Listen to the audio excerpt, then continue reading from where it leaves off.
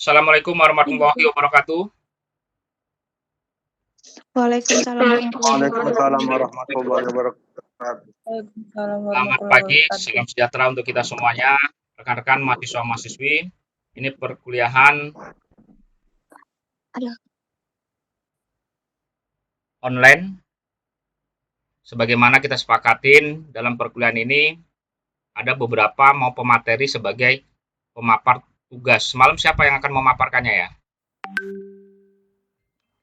Kelompok saya, Pak. Tapi teman saya ada satu orang, Pak, nggak bisa, Pak, karena dia lagi mubes katanya, Pak. Begitu.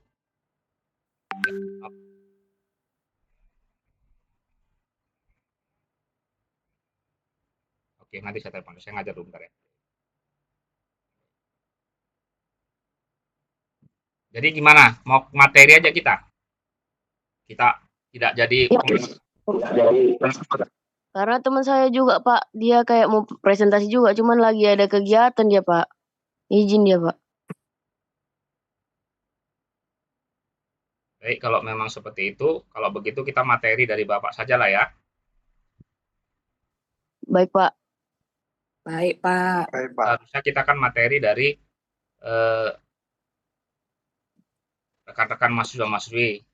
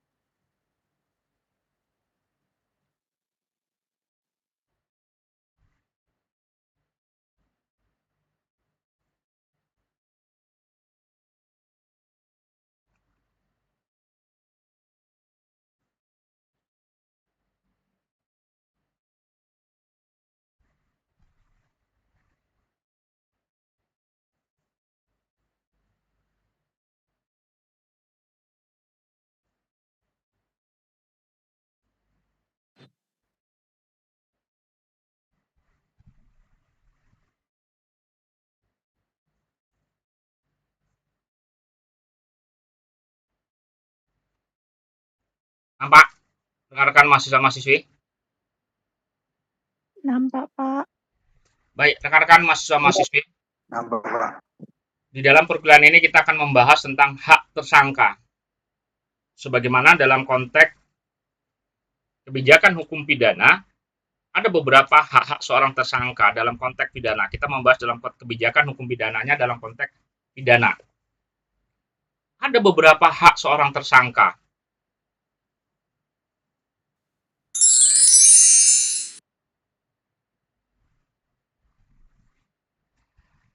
Di sini di dalam hak tersangka yang pertama yaitu dalam ketika menjadi status tersangka. Awal mulanya seseorang itu statusnya yaitu saksi ya.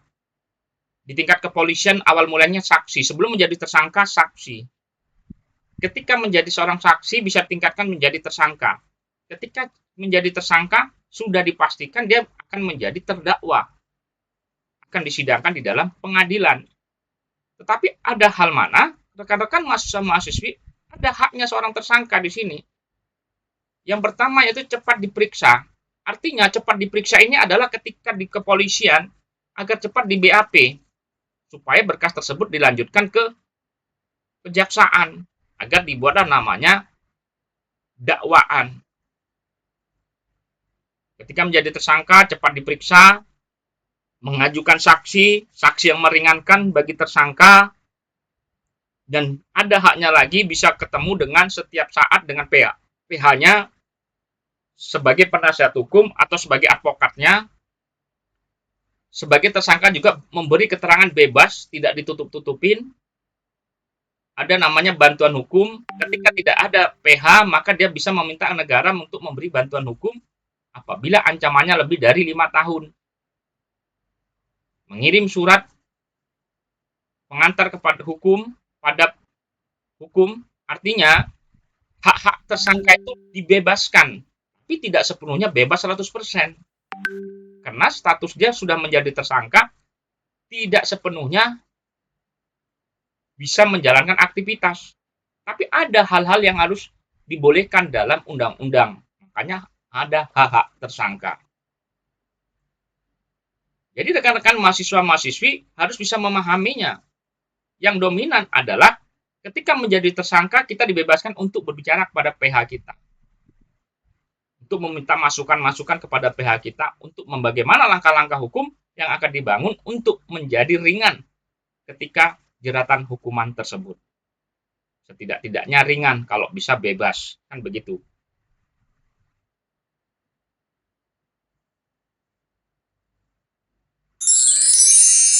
Ada proses dalam hukum acaranya seperti ini.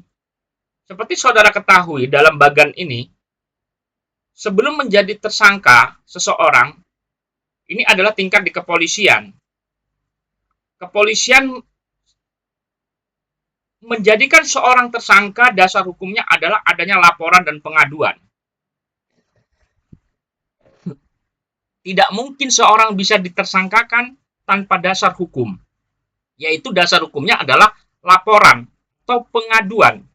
Laporan yang bagaimana? Laporan seperti contohnya tertangkap tangan.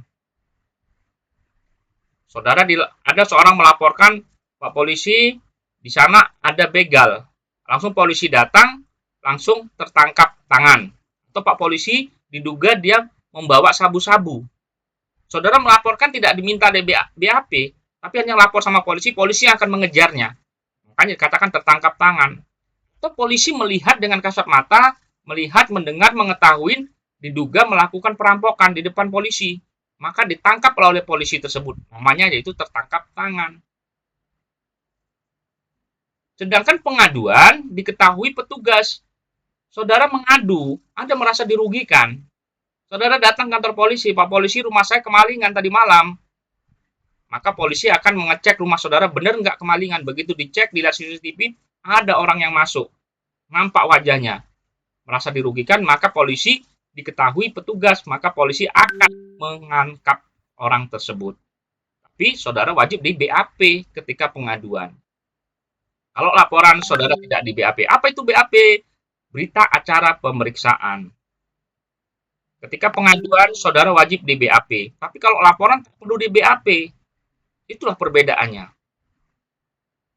Maka ketika sudah memiliki dasar hukum, adanya laporan atau pengaduan, maka proses selanjutnya itu kepolisian, yaitu penyelidikan.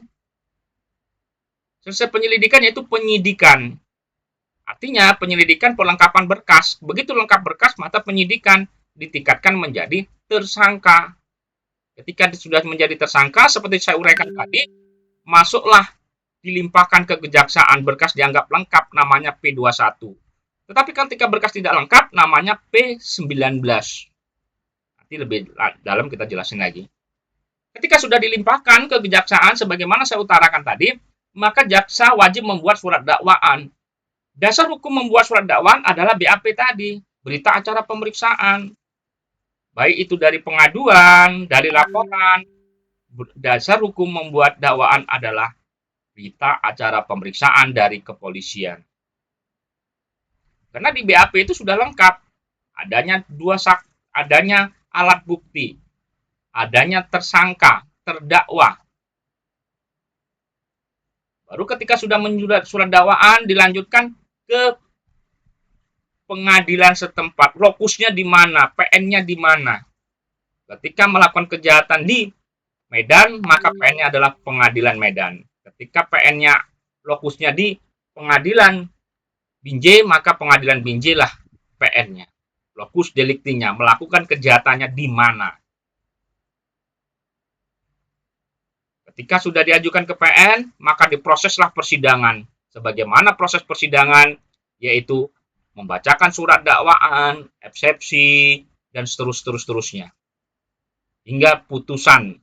Di dalam putusan ada namanya putusan bebas, lepas, terpidana, upaya hukum, dan eksekusi.